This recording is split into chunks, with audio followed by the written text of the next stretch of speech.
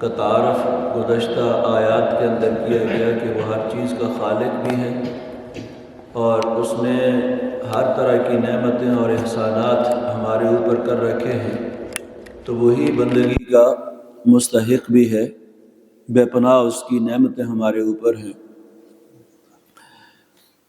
اب یہاں مزید اللہ تبارک و تعالیٰ کی ذات کا تعارف کہ جس طرح وہ خالق ہے، مالک ہے، بے پناہ احسانات ہیں اس نے بے شمار نعمتیں ہمارے اوپر کی ہیں، اسی طرح اس کا علم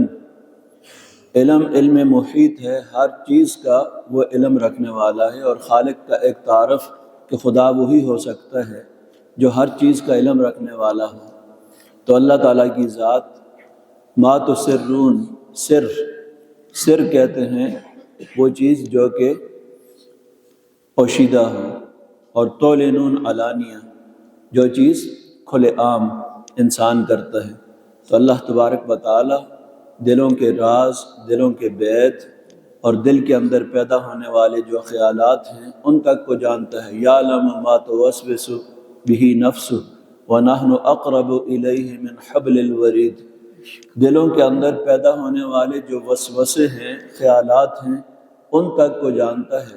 وَنَحْنُ أَقْرَبُ إِلَيْهِ مِنْ حَبْلِ الْوَرِيدِ، اور ہم تمہاری رگ جان سے بھی زیادہ تمہارے قریب ہیں۔ تو جو ہستی یہ کچھ جانتی ہے، یعلم خائنۃ الأعین، وہ نگاہوں کی خیانت تک کو جانتا ہے۔ وما تخفی الصدور، اور دلوں کے اندر جو تم چھپاتے ہو، کینہ ہے، بغض ہے، کفر ہے، شرک ہے، تعصبات ہیں، ہٹ درمی ہے، ضد ہے، جو چیزیں بھی تم دلوں کے اندر چھپاتے ہو ان تک کو بھی جانتا ہے۔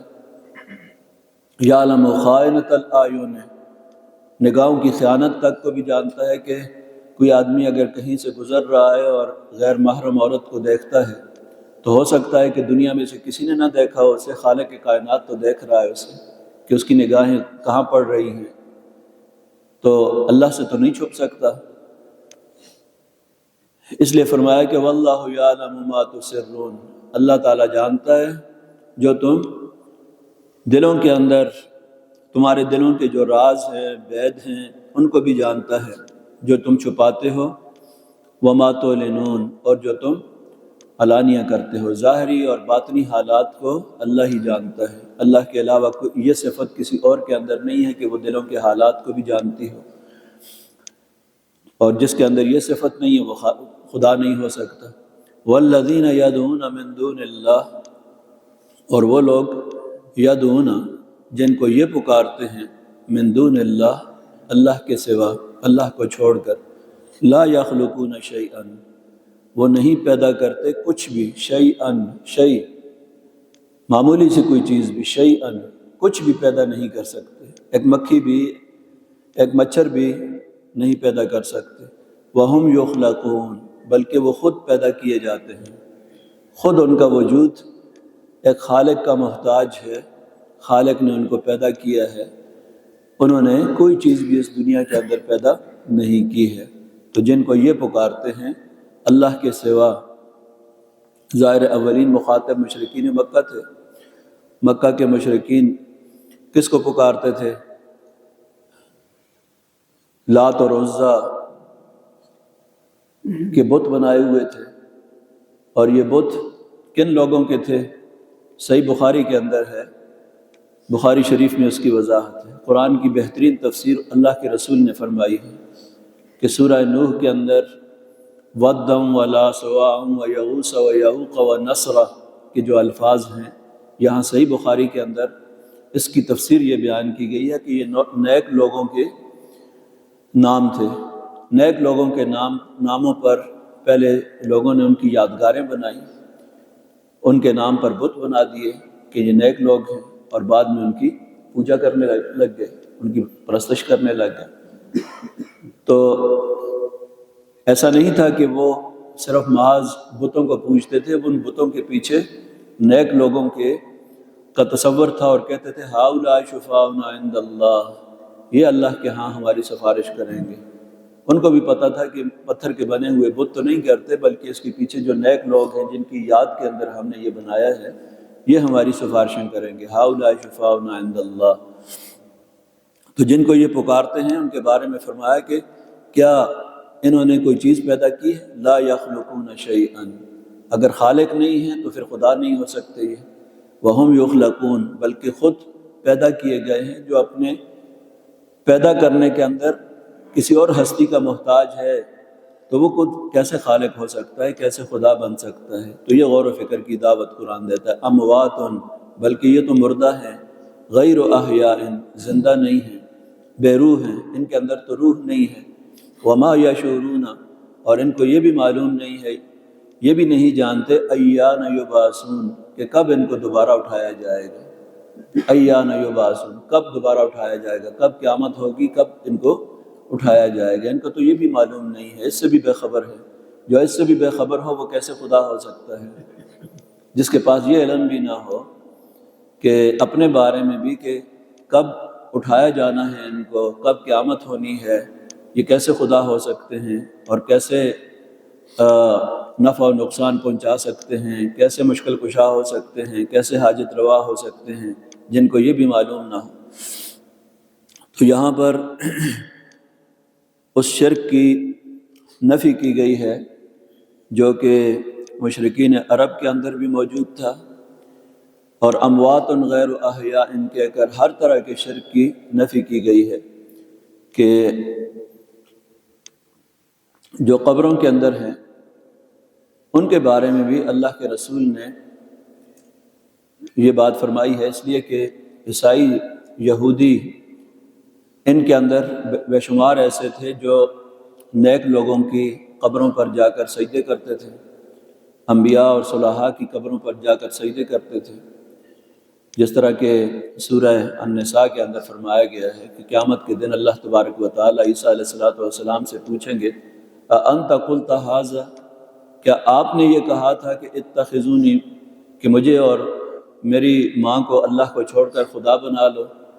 تو عیسیٰ علیہ السلام کہیں گے سبحانک ما یکون لی ان اقول ما لیس لی بحق، کہ میں نے، اے اللہ تیری ذات پاک ہے، مجھے تو یہ بات زیب نہیں دیتی کہ میں اس طرح کی بات یہ کہتا کہ میری عبادت کرو اور میری ماں کی تم عبادت کرو، اس کو خدا بنا لو۔ تو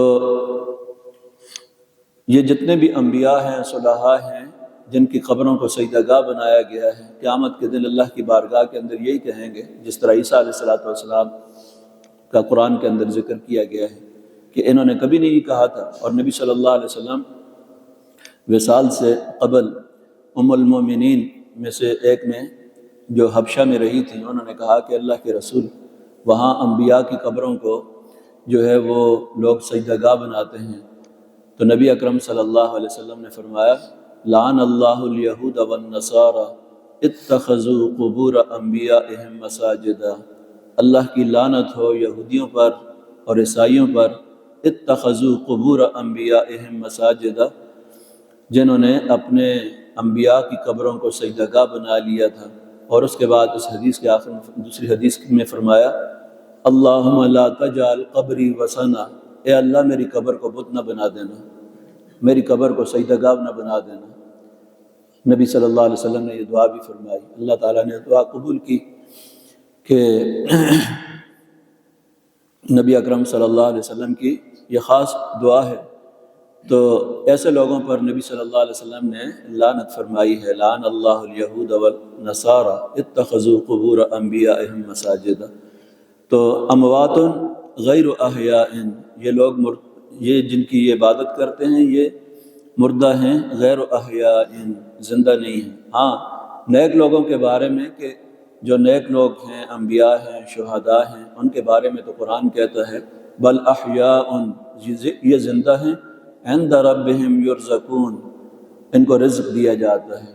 نیک لوگوں کے بارے میں قبروں کے اندر جو لوگ شہداء ہیں، صلحاء ہیں، زندہ ہیں، اور برزخی زندگی ہے، ظاہر دنیا کی زندگی کی طرح نہیں ہے، برزخ کی اپنی زندگی ہے، اور کس طرح ان کو رزق دیا جاتا ہے اس کی تفصیلات جو ہیں احادیث کے اندر، کہ اللہ تبارک و تعالی جنت کے پھل، جنت کے میوے جو ہیں ان کو قبر کے اندر بھی دے رہا ہے، اور برے لوگ جو ہیں ان پر عذاب قبر ہوتا ہے۔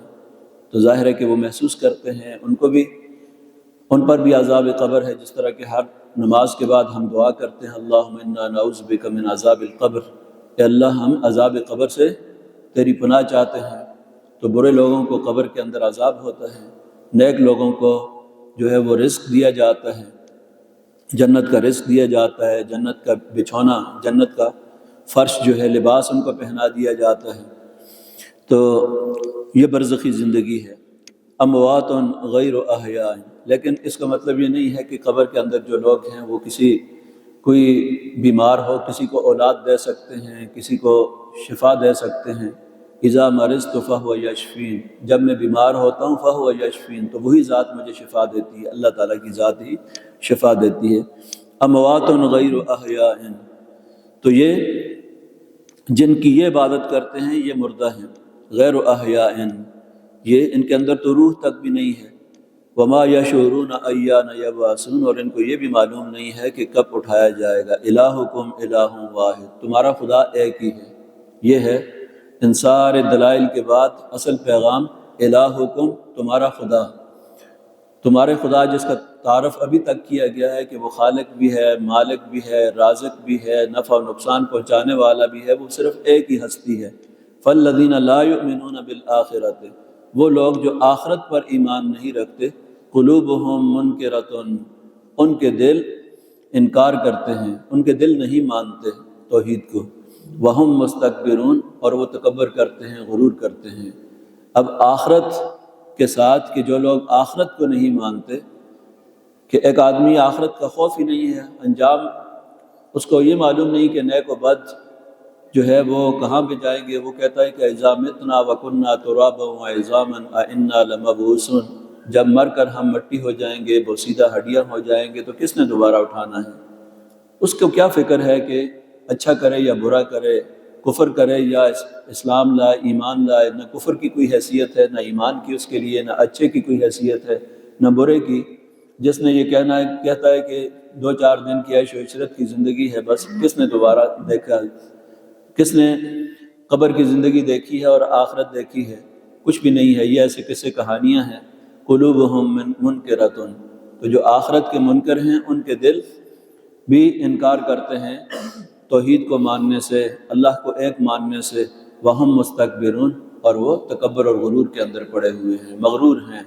تکبر اور غرور اسی چیز کا کہ یہ سب کچھ ہم جو کچھ دنیا کے اندر، ہم سے بڑا دانشور کوئی نہیں ہے، ہم سے زیادہ سمجھدار کوئی نہیں ہے، ہم سے زیادہ مال و دولت والا کوئی نہیں ہے، تو انبیاء کی بات کے سامنے بھی تکبر اور غرور کرتے ہیں، اس کو بھی نہیں مانتے۔ دعا ہے کہ اللہ تبارک و تعالی ہمیں قرآن مجید کو صحیح معنی میں سمجھنے کی اور اس پر عمل کی توفیق عطا فرمائے۔